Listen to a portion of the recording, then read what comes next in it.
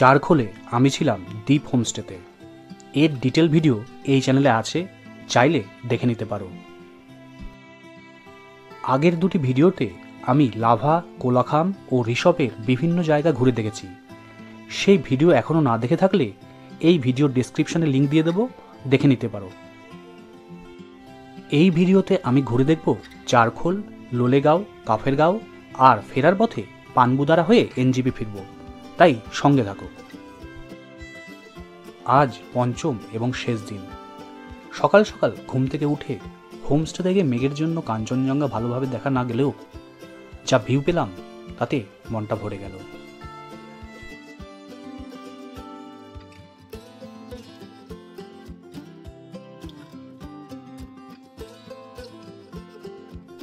এই হলো দ্বীপ হোমস্টে, আর এই ওপরে লোকাল মনাস্ট্রি।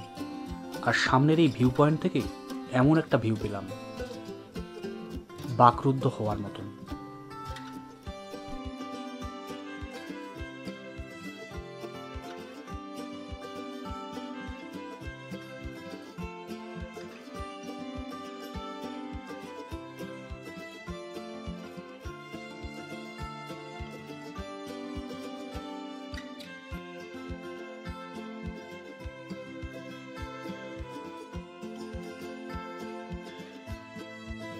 এরপর একে একে দেখে নিলাম সিলভার মিস্ট পারিজাত হোমস্টে। এর উপর ডিটেল ভিডিও এই চ্যানেলে আছে, এখনো না দেখে থাকলে দেখে নিতে পারো।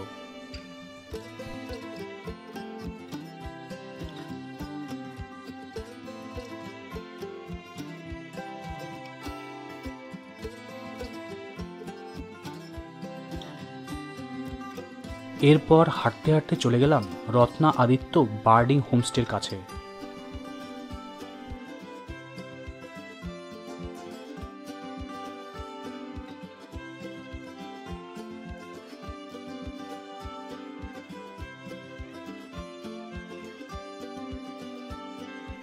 তারপর আরও কিছুটা উপরে গিয়ে পেলাম পাকলিন ভিউ হোমস্টে।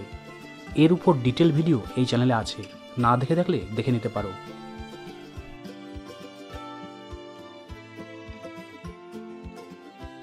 আরও কিছুটা উপরে উঠে পেলাম উইন্ডো ভিউ হোমস্টে। এর উপরও ডিটেল একটা ভিডিও আমার এই চ্যানেলে আছে, না দেখে থাকলে দেখে নিতে পারো।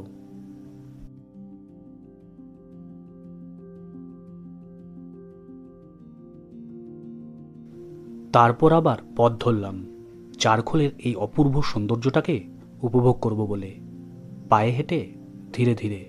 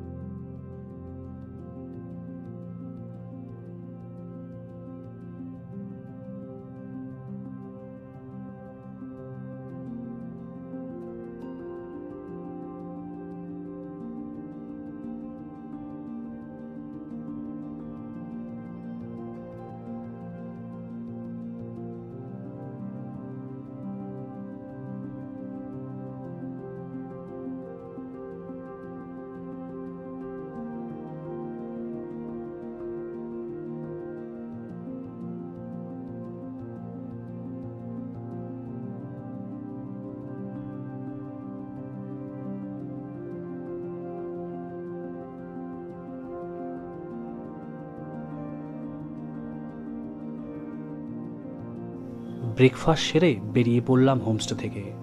গন্তব্য লোলেগাঁও, সবুজে মোড়া এক শান্ত প্রকৃতির খোঁজে।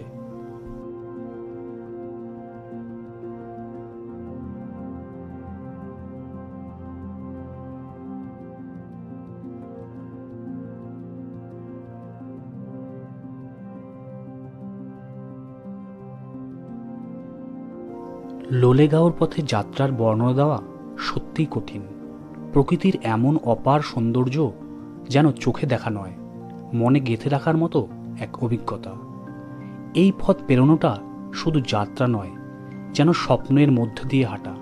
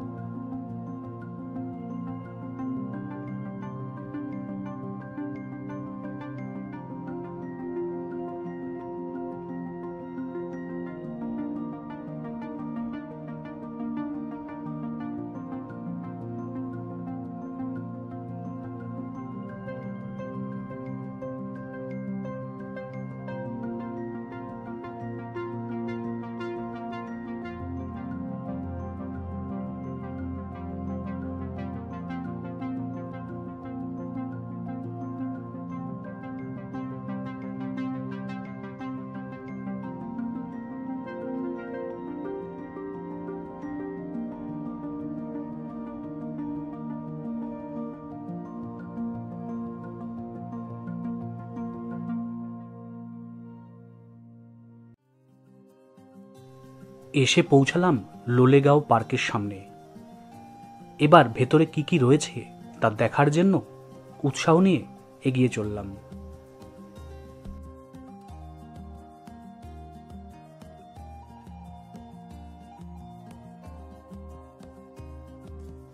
জনপ্রতি 20 টাকা করে টিকিট কেটে পার্কে ঢুকে পড়লাম, অজানার এক ডাকে সাড়া দিয়ে। পার্কে ঢুকতেই প্রথম চোখে পড়ল আই লাভ লোলেগাঁওয়ের সাইনেজটা, ভ্রমণপ্রেমীদের জন্য এক স্মৃতিচিহ্ন।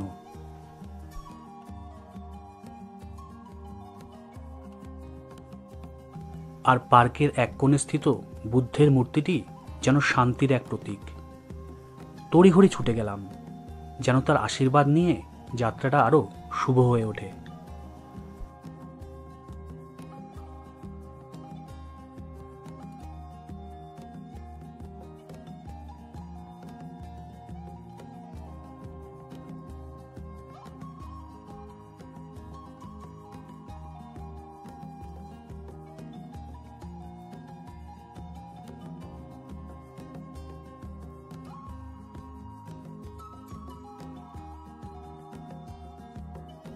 এবার পৌঁছে গেলাম আই লাভ লোলেগাঁও লেখা সাইনেজের সামনে। এখানে ছবি তোলা একরকম বাধ্যতামূলক, কারণ এই স্মৃতি ধরে রাখা খুবই জরুরি।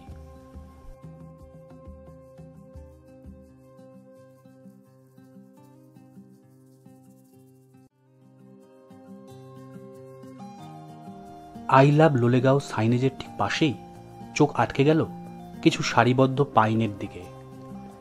তাদের সবুজ ছায়ায় ঠিক মাঝখানে দাঁড়িয়ে আছে এক কাঠের সাঁকো।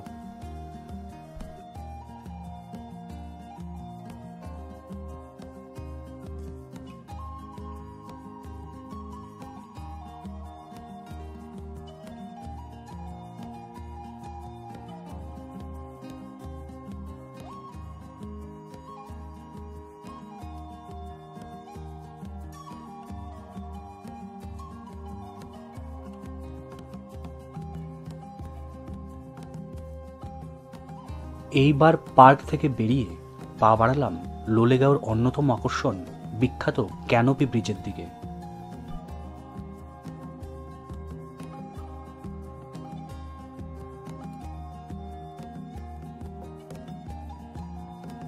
এইদিকে লোলেগাঁও পার্ক। সেই পার্ক থেকে মূল রাস্তা ধরে প্রায় 100 থেকে 150 মিটার এগিয়ে এসে পৌঁছালাম ক্যানোপি ব্রিজে যাওয়ার রাস্তার সামনে। এইরকম একটা ঘর আছে, ঠিক তার আগে এইরকম একটা সরু ট্রেইল বরাবর গেলে পড়বে ক্যানোপি ব্রিজ। এবার জঙ্গলের সরু আঁকাবাঁকা পথ ধরে এগিয়ে চললাম ক্যানোপি ব্রিজের দিকে।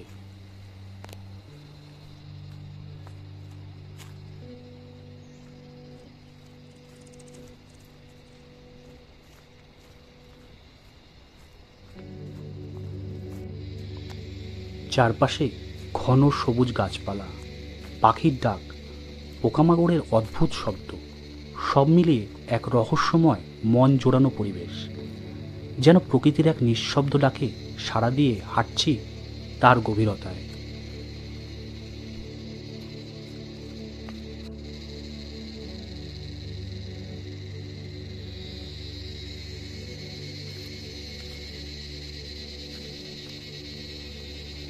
প্রায় 500 থেকে 600 মিটার জঙ্গলের পথ পেরিয়ে অবশেষে এসে পৌঁছালাম ক্যানোপি ওয়াকের সামনে।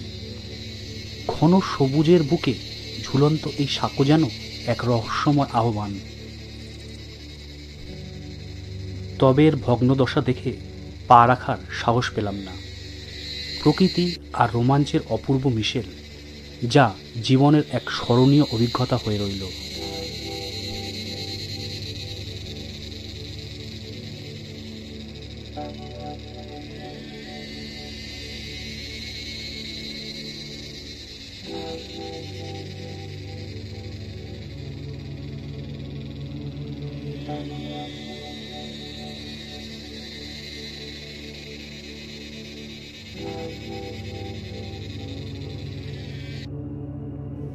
আবার ফিরে আসলাম লোলেগাঁও পার্কের সামনে। এই দিকে ক্যানোপি ওয়াক। আর এই দিকে আছে লাভা, আর এই দিকে গেলে পড়বে কাফের গাঁও। এখন আমি এই দিকে যাব।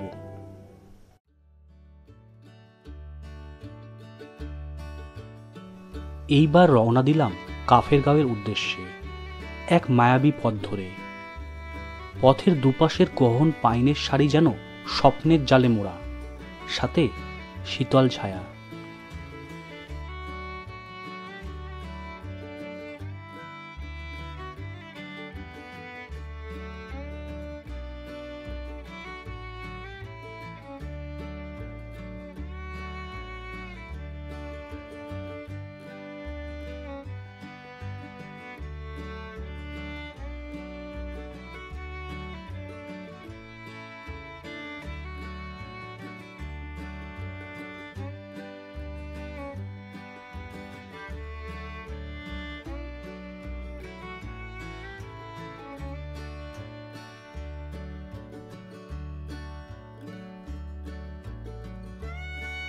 চলতে চলতে এক জায়গায় চোখে পড়ল অনেক হোমস্টের সাইনবোর্ড, যেন এখানে থাকার জন্য আমন্ত্রণ জানাচ্ছিল।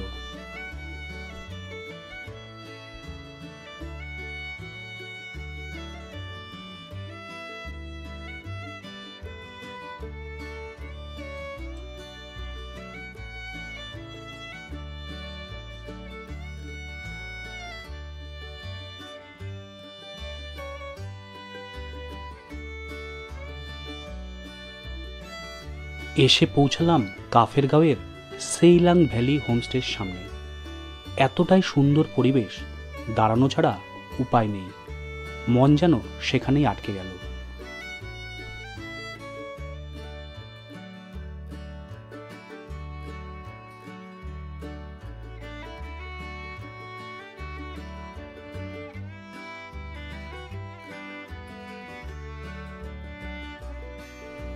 বুকিং ডিটেলস স্ক্রিনে শেয়ার করে দিলাম।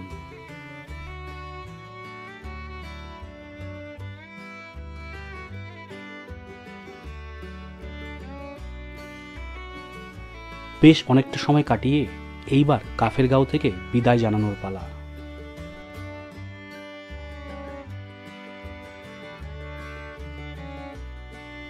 এবার ফেরার পালা, লক্ষ্য এনজিপি, তবে পথটি হবে পানবুদারা হয়ে।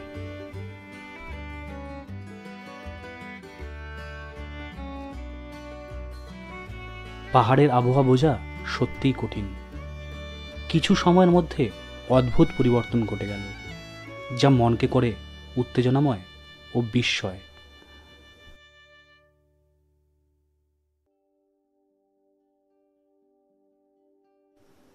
4 দিন আগের বৃষ্টিতে ধস হয়েছে বেশ কিছু জায়গায়।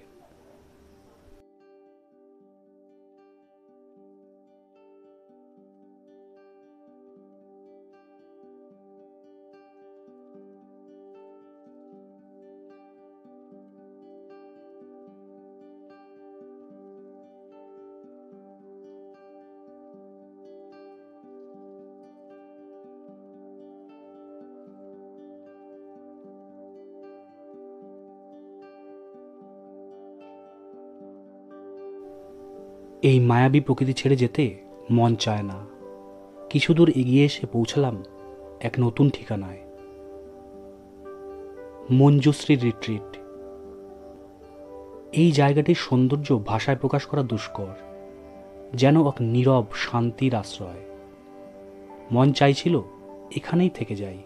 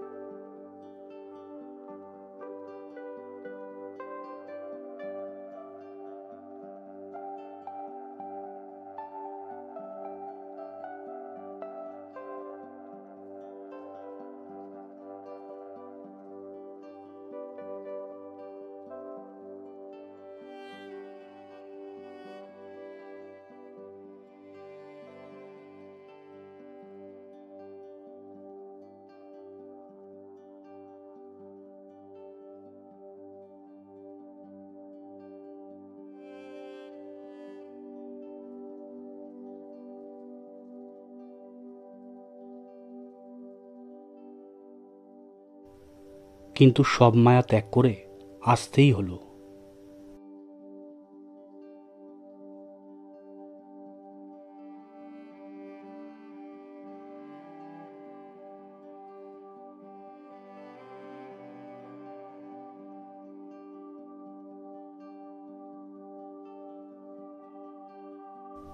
এবার এসে পৌঁছালাম পানবুদারা ভিউ পয়েন্টে। এই জায়গার সার্বিক দৃশ্য আরেক বিস্ময়। ওপরে দাঁড়িয়ে দূরে তিস্তা নদী পাহাড় থেকে সমতলের সাথে মেশার যে অপরূপ ল্যান্ডস্কেপ, তা দেখে অবাক না হয়ে থাকা কঠিন।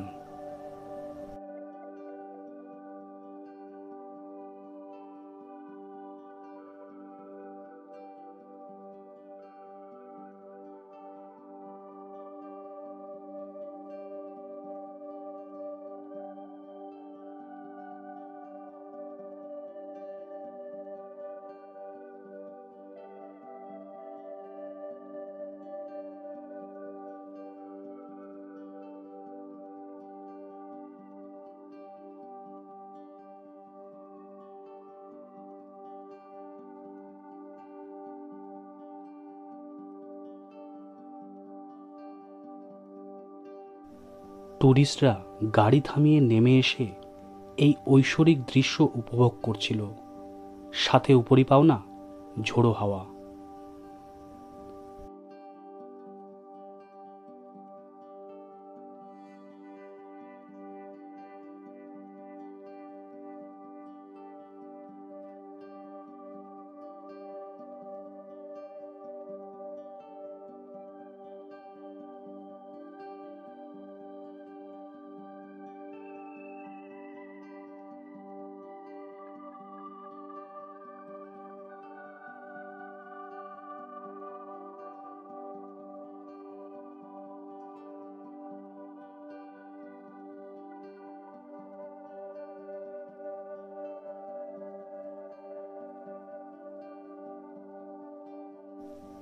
আরও নেমে এসে দেখলাম তিস্তা জলবিদ্যুৎ প্রকল্প।